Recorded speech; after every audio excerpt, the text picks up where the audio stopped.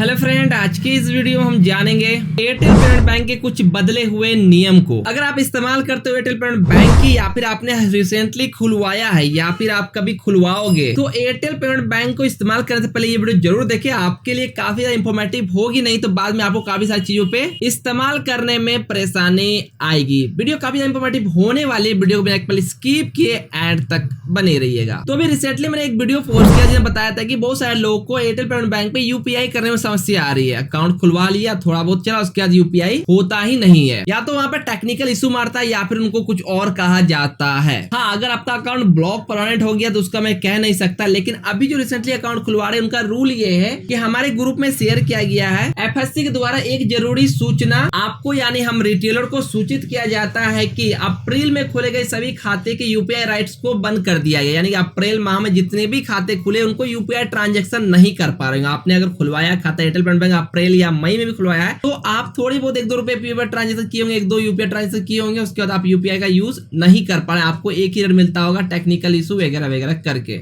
अब ये बंद क्यों कर दिया, हम वीडियो में आगे जाने पूरी कारण के साथ, फिलहाल हम इसे पढ़ते हैं। कस्टमर के साथ हो रहे फ्रॉड को बंद करने के लिए कंपनी द्वारा यूपीआई को बंद किया गया था। तो आई एम प्रीटी श्योर कि यहाँ पे यूपीआई से फ्रॉड नहीं हो सकता, तब तक नहीं जब तक कोई आपको बोले कि आपको कैशबैक मिला और रिक्वेस्ट मनी करके आपसे यूपीआई पिन डलवा ले, तब तक यूपीआई से फ्रॉड नहीं। क्योंकि आप जितने भी बैंक से यूज करते हो यूपीआई से फ्रॉड बहुत कम चांसेस है आपसे हो सकता, क्योंकि आप इसके बारे में अवेयर हो। पैसा आने पे सेंड करने में चेक पिन कब डालनी होती है। तो यूपीआई पेमेंट जब कोई रिक्वेस्ट करता है, हम पे करते हैं, फिर पिन डालते हैं, तब जाके हमारा पैसा कट के अगला स्कैमर पास जाता है। लेकिन यहाँ पे एयरटेल में ऐसा सीन नहीं, इसका कुछ और ही फंडा जो हम आगे वीडियो में बात करेंगे, ताकि फ्रॉड को रोका जा सके, ताकि कस्टमर के आर्थिक नुकसान यानी उनके पैसे का लॉस से बचाया जा सके। कंपनी द्वारा आज इनमें से कुछ संशोधन किया गया है, ताकि इस महीने से आप जो भी खाता खोलेंगे उस पर कस्टमर का आप बायोमेट्रिक डिवाइस माध्यम से फिंगर कैश निकासी करने के बाद यूपीआई एक्टिव हो जाएगा नीचे दिए गए समय पे।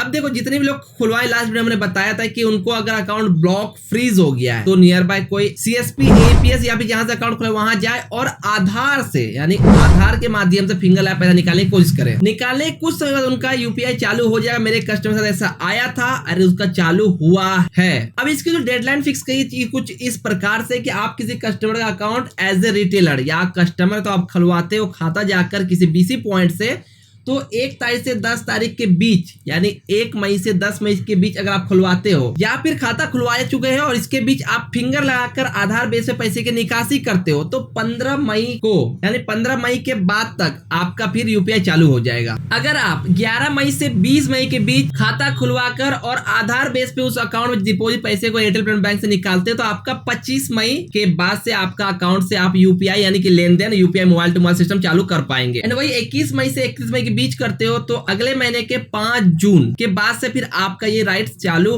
हो जाएगा। तो इस प्रकार कुछ रूल है। ये अभी मैंने मई के बताया, अगर आप मई का जून में वीडियो देखते हैं ये रूल चलता है। तो इसी प्रकार से 1 से 10 के बीच का 15, 10 से 11 से 20 के बीच का 25 और फिर 21 से 31 के बीच का आपको अगले महीने के 5 तारीख के बाद से ट्रांजैक्शन मिलेंगे। अब सवाल ये उठता है कि हम एयरटेल पेमेंट बैंक अकाउंट खुलवाते यूपीआई यूज करें, यूपीआई ब्लॉक कर दे, तो हम करे तो करे क्या, और कंपनी ने ऐसे रूल क्यों लागू किए। जब मुझे इस ग्रुप में मुझे भेजा गया तो मुझे काफी मैं इस चीज से असहमत था ये रूल के हिसाब से। लास्ट आपने देखा हो पेटीएम के केवाईसी को आरबीआई ने रिस्ट्रिक्शन लगा दिया। फिर कोई एक पेटीएम के ऑफिशियल ने कहा कि जिसका मिनी केवाईसी या केवाईसी फ्रीज हो गया उनको एक क्यूआर लेटर कंपनी केवाईसी के बाद भेजेगी, जिसमें कंपनी को अच्छी खासी खर्च लगा। बाद में सुनने में आया ऐसा सोर्सेज ज्यादा सूत्रों हिसाब से कंपनी उस बंदे को फायर कर दिया जिसने ये बताया था कि ये सिस्टम कर दो और क्यूआर कोड केवाईसी के बाद घर पे जाएगी, फिर केवाईसी कंफर्म होगा। उसी प्रकार से एयरटेल को किसी ने सजेशन दिया उसी के एम्प्लॉय वगैरह कि हम ऐसा करते हैं कि जिन बंदे का अकाउंट खुलता है उसका हम यूपीआई को ही ब्लॉक कर देते हैं। यूपीआई ना चला पाएगा, ना एयरटेल थैंक्स ऐप से ले पाएगा, तो स्कैमर ओटीपी भी ले लेगा, फिर भी जो पैसे स्कैम नहीं कर पाए। लेकिन ये परमानेंट या फिर बेहतर सोल्यूशन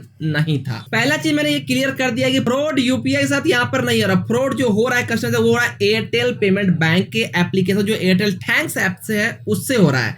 एयरटेल ने क्या कर रखा है, एयरटेल के सिम के जो ऑप्शन होते हैं रिचार्ज, कितने डाटा बचे, वो सारे देखने के जो माई जो ऐप होते हैं, उस प्रकार से ये क्या एयरटेल थैंक्स में वो सिस्टम है साथ ही साथ अगर आप एयरटेल पेमेंट बैंक का यूज करते हैं, यानी एयरटेल का खाता खुला रखे, तो उसको भी इस्तेमाल करने के लिए, मॉनिटर करने के लिए, अपने पासबुक उसको देखने का, ट्रांजेक्शन पैसे देखने के लिए आप एयरटेल थैंक्स ऐप का ही इसमें यूज करते हो। तो अब एयरटेल थैंक्स ऐप और एयरटेल बैंक ऐप, जो दोनों का काम है, सिम का काम, बैंक का, दोनों एक ही में कर दिया। आप जब लॉग इन करने जाते हो तो वहां सिर्फ एक ओटीपी चाहिए, जो ओटीपी डालकर आप लॉग इन इजिली कर सकते हो। जो मैंने स्कैमर के बताया था कि ओटीपी मांगता है। यहाँ पे करना क्या चाहिए, तो यहाँ पे एयरटेल वाले को परमानेंट एक एयरटेल थैंक्स ऐप से हटाकर एयरटेल पेमेंट बैंक ऐप को ही अलग कर देना चाहिए। चाहे कि लॉग इन का वहां सिस्टम जो ओटीपी से नहीं, जबकि वहां पे सिम वेरिफिकेशन जैसे पेटीएम में होती है, मैनुअली सिम से मैसेज जाता है वेरीफाई, जैसे फोन पे में होती है मैनुअली सिम से मैसेज आता है वेरीफाई, जैसे गूगल पे में होती है मैनुअली सिम से मैसेज जाता है वेरीफाई होता है। तो क्योंकि बैंकिंग एप्लीकेशन और जितने भी बैंकिंग एप्लीकेशन, चाहे आप एसबीआई की योनो ले लो, एक्सिस बैंक का ऐप ले लो, अलग अलग एचडीएफसी के लो, जितने भी ऐप है वो मैनुअली सिम से वेरिफिकेशन होता है, फिर वो एक्सेस होता है, फिर आप उसका यूज कर सकते हैं।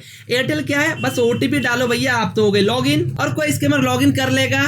सिंपल एम पिन रखा तो ऐसे लूट जाओगे। अगर एम पिन डिफरेंट रखा तो वो फिर से आपसे कुछ ना कुछ पूछकर आपका नाम डिटेल में एम पिन फिर ओटीपी लेकर फिर स्कैम कर जाएगा। जहाँ की स्कैम मेरे साथ लाइव, मुझे खुद भी कॉल आते रहते हैं, भैया आपका राशन कार्ड भेज गया ओटीपी भेज दो, आपका पैन कार्ड अपडेट करना ओटीपी, तो आपका अकाउंट ब्लॉक हो गया ओटीपी भेज दो, आपने मैट्रिक फर्स्ट किया है, प्राइस चाहिए ओटीपी भेज दो, स्कॉलरशिप चाहिए ओटीपी भेज दो, अलग अलग तरह से हंट करने पड़ेगा ओटीपी बता। कंपनी क्या की है, यूपीआई फ्रॉड दिखा रही है। ये पूरी चक्कर है ना यूपीआई फ्रॉड का नहीं है। यहाँ पे एयरटेल थैंक्स ऐप की लो सिक्योरिटी के कारण ये इशू आती है। अगर वो सिक्योरिटी हाई कर देगा जस्ट लाइक पेटीएम, कोई ओटीपी तो लोग अवेयर है लगभग, लेकिन बहुत सारे ऐसे लोग हैं ना, मैं बताऊं कि एक महिला ने एयरटेल पेमेंट बैंक खुलवाया और उसने अपने लोन के पैसे जो होते हैं वो मंगवा लिए अपने एयरटेल पेमेंट बैंक पे। कोई स्कैमर नेक्स्ट डे कॉल किया और उसके जो सारे पैसे लोन थे वो लेके चला गया। अब बच्चा वो क्या करे, उसको लोन तो भरना पड़ेगा।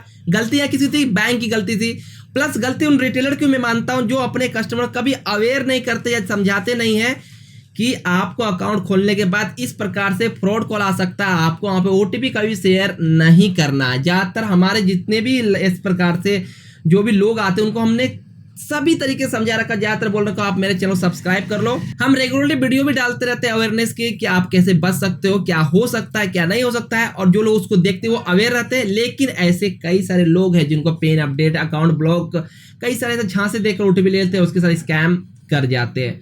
तो यहाँ पे कंपनी को ये ध्यान देना चाहिए, एप्लीकेशन को अलग कर एक सेपरेट एप्लीकेशन और सिक्योर एप्लीकेशन बनानी चाहिए। और जो रिटेलर काम करते हैं उनको हमेशा अपने कस्टमर की सुरक्षा के लिए क्या करे क्या ना करे वो समझाना चाहिए, ताकि उनके साथ स्कैम ना हो और उन सुरक्षित अपनी सेफ बैंकिंग ट्रांजेक्शन कर सके। बाकी ये यूपीआई ब्लॉक कर दिया हूँ, ये कर दिया है, फिर आप फिंगर आधार क्या होगा, आधार से फिर पैसे निकाल लोगे, फिर आपका जब खुल जाएगा फिर स्कैमर कॉल करेगा, यूपीआई चालू होने का तो स्कैम कर जाएगा। तो अगर आप एयरटेल पेमेंट बैंक चलाते हैं तो इन सब चीजों से बचे, सुरक्षित रहे, सेफ रहे और अवेयरनेस वाली जानकारी रख के आप बैंकिंग यूज करते, यूपीआई यूज करते, किन किन चीजों बचना चाहिए, किन किन चीजों स्कैम हो सकता है, इन सबसे बच के नई जानकारी आप अपने आसपास जो इनके जानकार सलाह ले, चलाने से पहले सीखे, जब आप समझ जाए फिर इस्तेमाल करें। नहीं तो मैं नहीं कहूंगा, ऐसे कई सारे लोग आते हैं जो खुलवाने आते हैं लेकिन शिक्षित नहीं होते हैं, हम लोग उनका अकाउंट ओपनिंग नहीं करते क्योंकि पेमेंट बैंक है और इनकी लो सिक्योरिटी कारण उनके साथ स्कैम हो सकता है। बाकी यही था नया अपडेट एयरटेल पेमेंट बैंक के साथ। वीडियो अभी तक बनने आपका बहुत बहुत धन्यवाद। आई होप ये वीडियो आपके लिए हेल्पफुल और इंफॉर्मेटिव रहा होगा।